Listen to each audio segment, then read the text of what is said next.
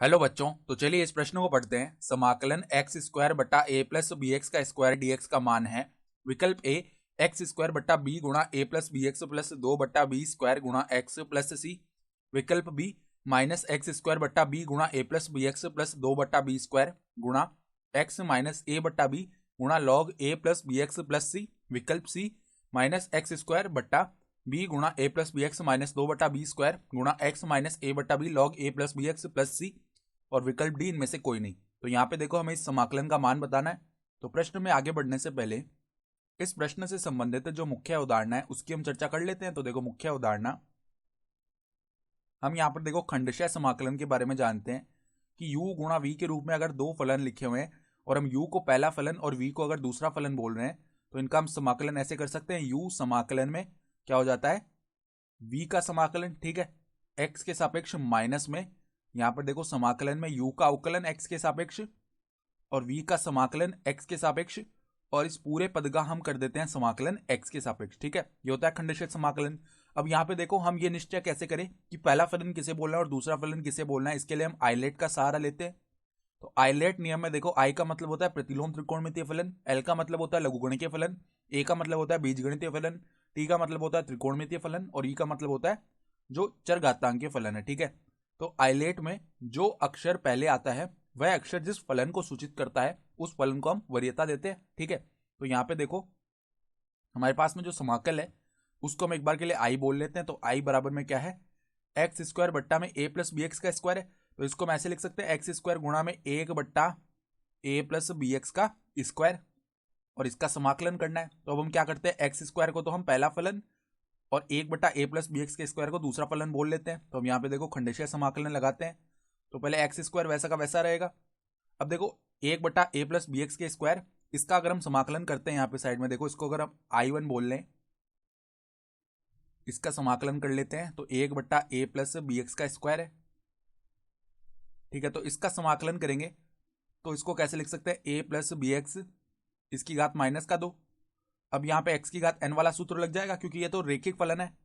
तो देखो a+bx इसकी घात में 1 जुड़ेगा पहले, अर्थात -2 + 1 यानी कि -1 बन गया। बट्टा में क्या जाएगा, -1, और यहाँ पर देखो x का गुणांक b है तो यहाँ पे 1/b आएगा ना गुणा में। ठीक है, प्लस में समाकलन का अचर एक बार के लिए c1 मान लेते हैं।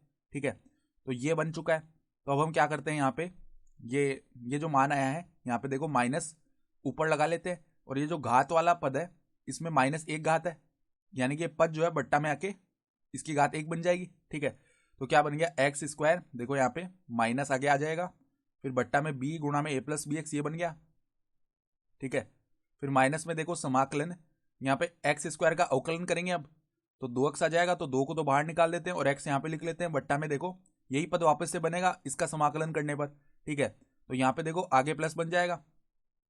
ठीक है ना, आगे प्लस क्यों बनेगा, क्योंकि यहाँ पे देखो माइनस का आ रहा है I1 का मान, तो माइनस माइनस प्लस बनेगा, बट्टा में यहाँ पे b आ जाएगा और गुणा में यहाँ पे a+bx आ गया। अब इसका हमें पुनः समाकलन करना है, तो यहाँ पे हमने खंडेशः समाकलन लगा दिया था। तो अब देखो हम क्या करते हैं, इसको यहाँ पे कोई अचर भी तो आएगा, यानी कि अचर c1 आएगा ना, क्योंकि जब हमने समाकलन किया है तो यहाँ से अचर c1 आया है, तो प्लस में c1। अब देखो इस पूरे समाकल को हम I2 बोल लेते हैं और I2 का मान निकालेंगे। I2 बराबर क्या है, समाकलन x dx बट्टा में a+bx। तो ये निकालने के लिए देखो एक बार a+bx को हमने t बोल दिया, तो अब दोनों तरफ अगर हम x के सापेक्ष अवकलन कर लें तो b dx का मान किसके बराबर आएगा, dt के बराबर। तो यहाँ से देखो dx का मान हम क्या लिख सकते हैं, dt बट्टा में b, और अगर यहाँ से हम x का मान ज्ञात करें ना तो वो क्या आएगा, t माइनस a बट्टा में b। ठीक है, तो अब देखो यहाँ से मान रख लेते हैं, x का मान क्या है, t माइनस a, जो बट्टा में b है उसको हम बाहर निकाल देते हैं समाकलन के। ठीक है, और यहाँ पे देखो dx का मान रखेंगे तो dt बट्टा में b आएगा, तो यहाँ से भी बट्टा में b, तो बट्टा में b स्क्वायर हो गया। ठीक है, और यहाँ पे a+bx का मान क्या है, t है। तो अब ये समाकलन कर लेते हैं हम, तो पदों को अलग अलग कर लेते हैं, 1/b स्क्वायर, t/t तो हो जाएगा 1 माइनस में a/t, इसका समाकलन। तो देखो 1/b स्क्वायर, यहाँ से समाकलन करेंगे तो t माइनस में देखो a, फिर 1/t का समाकलन होता है log t। ठीक है, ये बन गया। तो अब हम क्या करते हैं, देखो I2 का मान निकालेंगे। I2 बराबर में क्या गया, t/b माइनस में देखो यहाँ पर कोई ना कोई अचर जरूर आएगा, उसको हम c2 बोल लेते हैं एक बार के लिए। ठीक है, तो 1/b को अंदर गुणा करते हैं तो माइनस में, क्योंकि हमने समाकलन किए ना तो अचर तो आएगा ही, माइनस में a/b log t। और देखो क्या बनेगा, और देखो हम क्या कर रहे हैं यहाँ पे, इस 1/b² है यहाँ पे, माफ कीजिएगा, तो b² होगा ना अंदर गुणा, तो यहाँ पे b² आएगा, यहाँ पे भी b का स्क्वायर आ जाएगा, और प्लस में क्या है, समाकलन का अचर c2 है।